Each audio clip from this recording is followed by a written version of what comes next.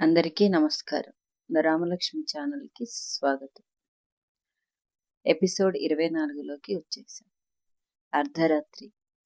మహేంద్ర ప్రతాప్ రహస్య స్థావరం. నాగేంద్ర తల ఉంచుకొని నిలబడి ఉన్నాడు.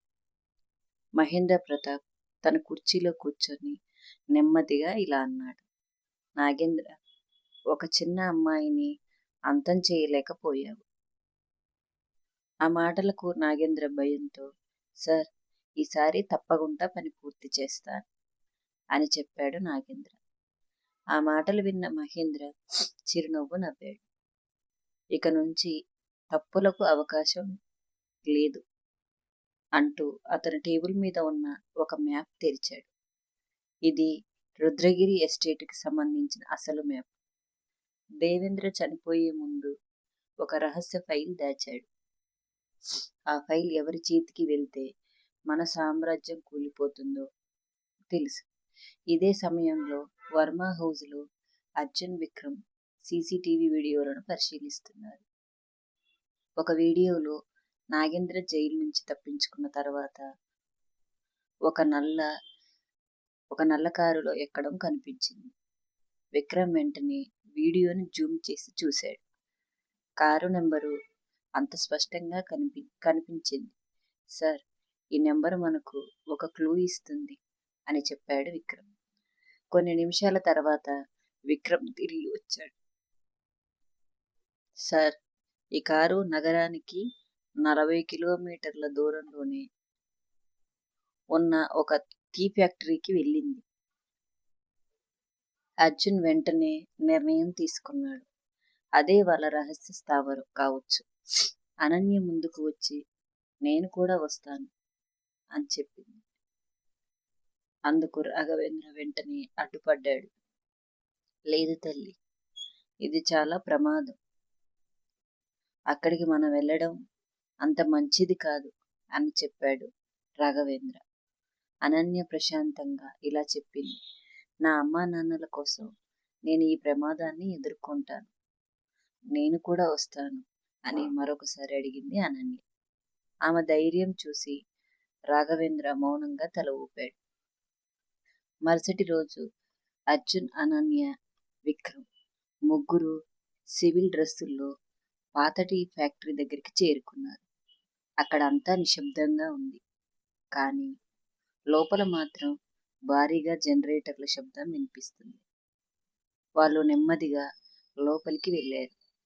అక్కడ ఒక పెద్ద హాల్, కంప్యూటర్లు, సీసీటీవీ స్క్రీన్లు, అనేక మంది చాలా ఆయుధాలతో కాపలా కాస్తున్నారు. అనన్య ఆశ్చర్యంగా ఇలా అడిగింది, ఇది ఒక క్రిమినల్ కంట్రోల్ రూమ్ లా ఉంది అని. అప్పుడే ఒక గదిలో నుంచి నాగేంద్ర మాటలు వినిపించాయి. మహేంద్ర సార్, రేపు రాత్రి కల్లా అనన్య కథ ముగిసిపోతుంది అని మాట్లాడుతున్నాడు నాగేంద్ర. అర్జున్ ఆ మాటలు విని తన మొబైల్లో రికార్డింగ్ ఆన్ చేశాడు. ఇది వాళ్లకు పెద్ద సాక్ష్యం. కానీ అప్పుడే విక్రమ్ కాలు కింద ఒక ఇనుప గొలుసు పడింది. ఆ గొలుసు పడగానే ఒక శబ్దం వినిపించింది. హాల్లో ఉన్న వారందరూ ఒక్కసారిగా వెనక్కి తిరిగారు. ఎవరక్కడ అని. అంతటితో అలారం మోగింది. ఇక ఆ పాత ఫ్యాక్టరీలో రెడ్ లైట్లు వెలిగాయి. మహేంద్ర ప్రతాప్ చిరునవ్వుతో లేచాడు. ఇక్కడెవరో వచ్చారు, అందుకే ఇంత అలజడి. ఇంకా సైరన్లు మోగుతున్నాయి. పైగా రెడ్ లైట్లు కూడా వెలుగుతున్నాయి. అంటే మన స్థావరంలోకి కొత్త మనుషులు ఎవరో వచ్చారు అని కనిపెట్టేశాడు మహేంద్ర. అర్జున్ అనన్య చేయి పట్టుకొని పరిగెత్తు అని అన్నాడు. వాళ్ళు బయటికి పరిగెత్తడం ప్రారంభించారు. ఇంతలో వెనక నుంచి పదుల సంఖ్యలో గార్డులు వాళ్ళ వెంట పడ్డారు. అంతలో మహేంద్ర ప్రతాప్ ఒక రిమోట్ నొక్కాడు. అంతే, ఫ్యాక్టరీ ప్రధాన మెయిన్ గేట్ నెమ్మదిగా మూసుకుపోయింది. గేటు పూర్తిగా లాక్ అయిపోయింది. అర్జున్, అనన్య, విక్రమ్ ముగ్గురు ఇప్పుడు ఫ్యాక్టరీ లోపలే చిక్కుకున్నారు.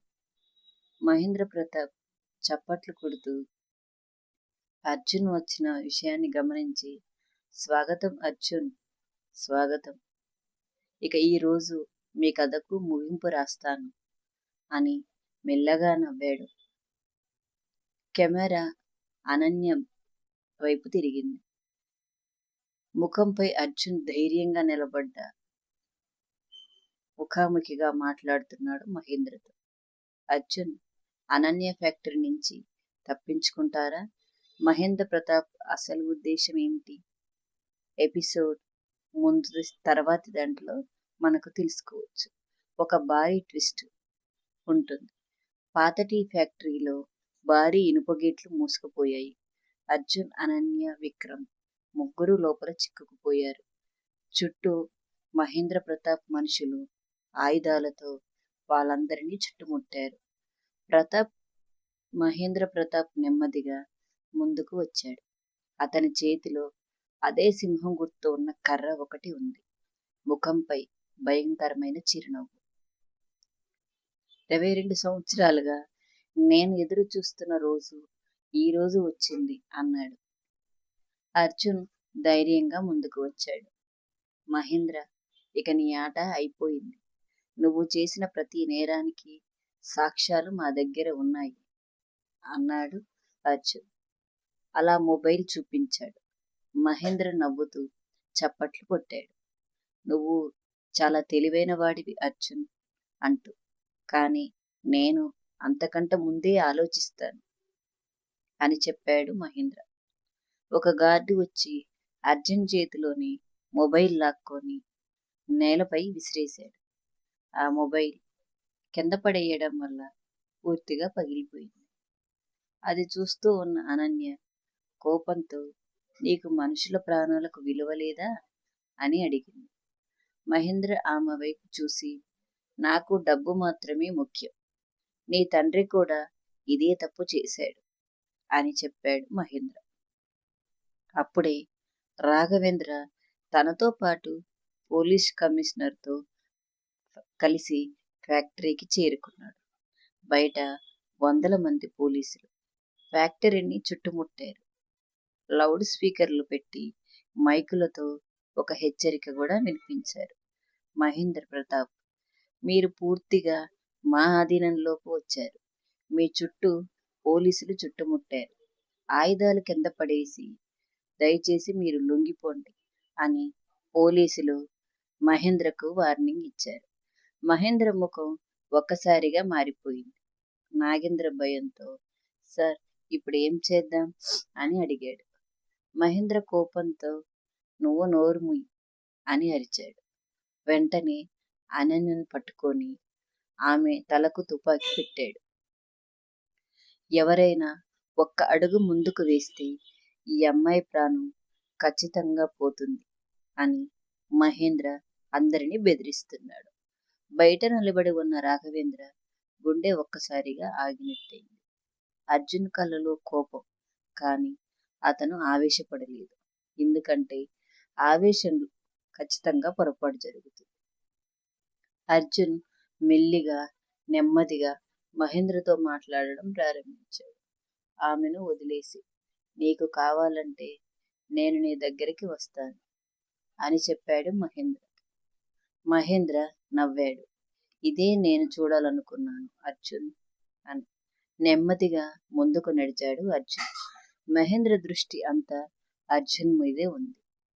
ఎందుకంటే అతను ఏ సమయంలో ఏ విధంగా రియాక్ట్ అవుతాడో అని భయపడుతున్నాడు మహేంద్ర. అదే సమయంలో విక్రమ్ వెనక నుంచి నెమ్మదిగా ఒక ఇనుప రాడ్ తీసుకున్నాడు. సరైన సమయం కోసం ఎదురు చూస్తున్నాడు మహేంద్ర. మహేంద్ర అర్జున్ దగ్గరికి రాగానే విక్రమ్ ఒక్కసారిగా పరిగెత్తి ఆ ఇనుప రాడ్డుతో మహేంద్ర చేతిపై బలంగా కొట్టాడు. తుపాకీ కింద పడిపోయింది. అనన్య వెంటనే పక్కకు తప్పుకుంది. అర్జున్ మహేంద్రను గట్టిగా తోశాడు. ఇద్దరి మధ్య తీవ్రమైన పోరాటం జరిగింది. చివరికి మహేంద్ర అర్జున్ చేతిలో దెబ్బలు తిని నేలపై పడిపోయాడు. పోలీసులు లోపలికి దూసుకొచ్చి మహేంద్రను, నాగేంద్రను ఇంకా వారి గ్యాంగ్ మొత్తాన్ని అరెస్టు చేశారు. అంతా ముగిసిపోయిందని అనుకుంటున్న సమయంలో మహేంద్ర నవ్వడం ప్రారంభించాడు. మీరు గెలిచామని అనుకుంటున్నారు, కానీ అసలు రహస్యం ఇంకా మీకు తెలియదు అంటూ అతను అనన్య వైపు చూసి నవ్వుకున్నాడు. నీ తల్లి నందిని, ఆమె చనిపోలేదు. ఆ మాట విన్న అనన్య షాక్కు గురైంది. ఏం మాట్లాడుతున్నావు అని రాఘవేంద్ర కూడా ఆశ్చర్యంతో అడిగాడు మహేంద్రను. మహేంద్ర మళ్ళీ నవ్వుతూ, నిజంగా అంటున్నాను, ఆమె బతికే ఉంది, కానీ ఎక్కడ ఉందో నాకు తప్ప ఇంకెవరికీ తెలియదు అని చెప్పి పోలీసులతో వెళ్ళిపోయాడు మహేంద్ర. అనన్య అక్కడే కూర్చొని ఏడవడం ప్రారంభించింది. అంటే మా అమ్మ బతికే ఉందా? అర్జున్ ఆమె దగ్గరికి వచ్చి ఆమెకు ధైర్యం చెప్పాడు. నేను మాటిస్తున్నాను అనన్య, మీ అమ్మను తప్పకుండా వెతికి నీ దగ్గరికి తీసుకొస్తాను అని చెప్పాడు అర్జున్. రాఘవేంద్ర కూడా ముందుకు వచ్చి, ఇది ఇక నీ పోరాటం మాత్రమే కాదు అనన్య, మన కుటుంబం మొత్తం కలిసి చేసే పోరాటం అన్నాడు రాఘవేంద్ర. అనన్య, అర్జున్ ఒకరినొకరు చూస్తున్న దృశ్యం అలా కళ్ళ ముందు కదలాడుతుంది. అనన్య తల్లి నందిని నిజంగా బతికే ఉందా? మహేంద్ర చెప్పింది నిజమా, లేక మరో కుట్రకు దారా? అర్జున్ అనన్య బంధం మరింత బలపడుతుంది. కొత్త విలన్ రంగంలోకి వచ్చి కథను మరో స్థాయి